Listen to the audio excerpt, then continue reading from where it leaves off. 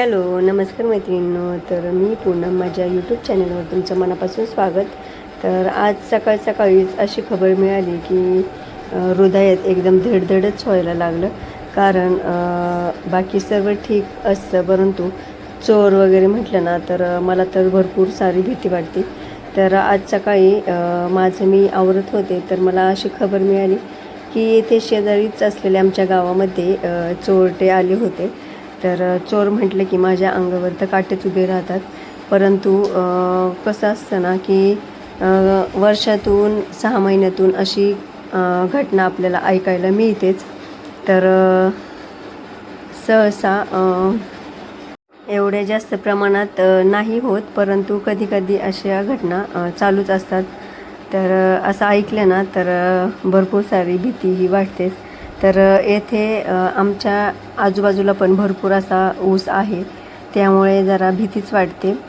तर ही घटना आमच्या येथील शेजारीच घडली आहे, त्यामुळे तर अजूनच भीती वाटते. तर त्यांच्या घराच्या आजूबाजूलाही भरपूर सारा ऊस आहे, म्हणजे शेती असल्यामुळे ऊस लावला आहे. तर भरपूर सारी भीती वाटते. तर त्यामुळे काय होतं की चोरट्यांना लपण्यासाठी जागा भेटते. तर आपण शेतकरी लोक असल्यामुळे शेती तर करतोच, परंतु ऊस वगैरे असं काहीतरी लावलं ना तर नंतर भीतीसुद्धा वाटते. तर हे ऐकून मला तर खरंच मनाला एकदम धक्काच बसला. कारण आमच्या शेजारील ताई आहेत ना, त्याही एकदा माहेरला चालल्या होत्या. तेव्हा 2 चोरट्यांनी त्यांना अडवलं आणि त्यांच्या गळ्यातलं, कानातलं, नाकातलं वगैरे हे सर्व हिसकावून घेतलं. तर ते चोर इतके हुशार होते ना, त्यांनी एवढं हायवेच्या कडेला त्या ताई उभ्या होत्या, परंतु त्यांनी चाकू जो होता ना तो त्यांच्या पोटाला लावला आणि एकही शब्द न बोलता त्यांनी सर्व काही काढून दिले.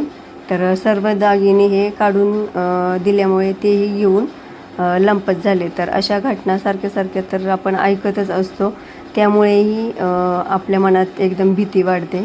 तसेच मागच्या 2 वर्षापूर्वीही आमच्या नणंदबाईच्या घरी चोरटे आले होते. तर त्यांनीही भरपूर सारी त्यांचं दरवाजाचे लॉक होते ना तर ते तोडण्याचा प्रयत्न केला होता. तर त्यांच्या घराला, म्हणजेच त्यांच्या दरवाजाला जवळजवळ 23 लॉक होते. तरीसुद्धा त्यांनी सर्व लॉक तोडले होते, परंतु फक्त त्यांच्या दरवाजाला एक लोखंडी पट्टी होती. तर त्यामुळे त्यांचा तो दरवाजा चोरांना निघू शकला नाही. तर तेव्हाही एकदम आम्हाला खूप सारी भीती वाटली होती. आणि खरंच की एवढे 23 लॉक असताना जर चोर दरवाजा तोडत असतील तर काय बोलणार ना त्यांना.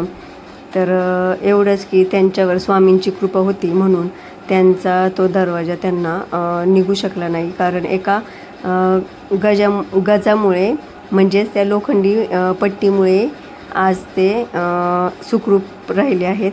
तर त्यामुळे एवढी सारी भीती ही घटना ऐकल्यावर आपल्या मनात तर तयारच होते.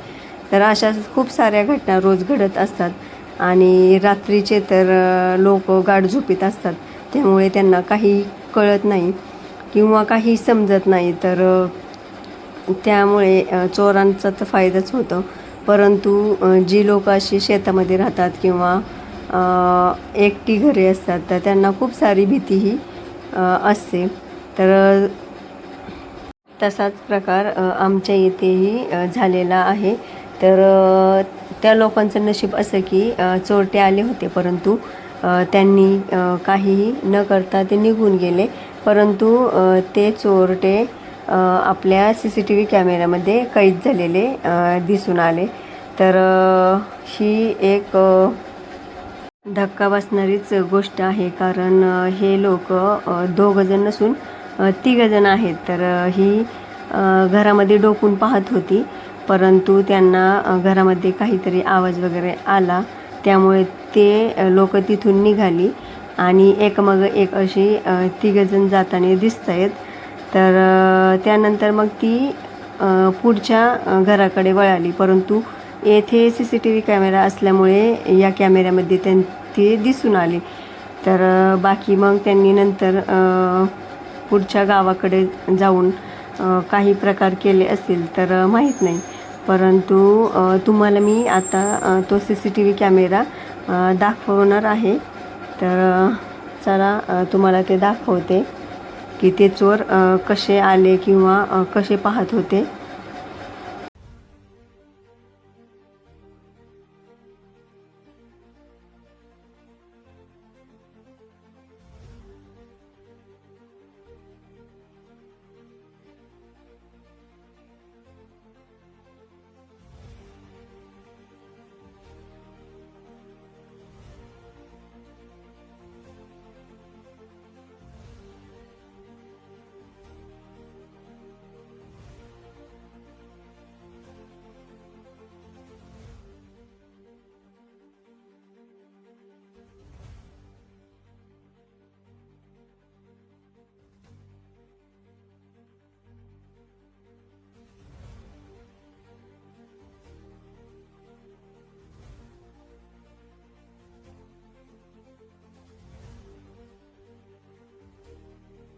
तर तुम्ही पाहिलेच असेल की कसे हळूहळू दबकत हे चोर चाललेले आहेत आणि त्यांच्या हातामध्ये सुद्धा खूप धारदार असे शस्त्रसुद्धा आहेत.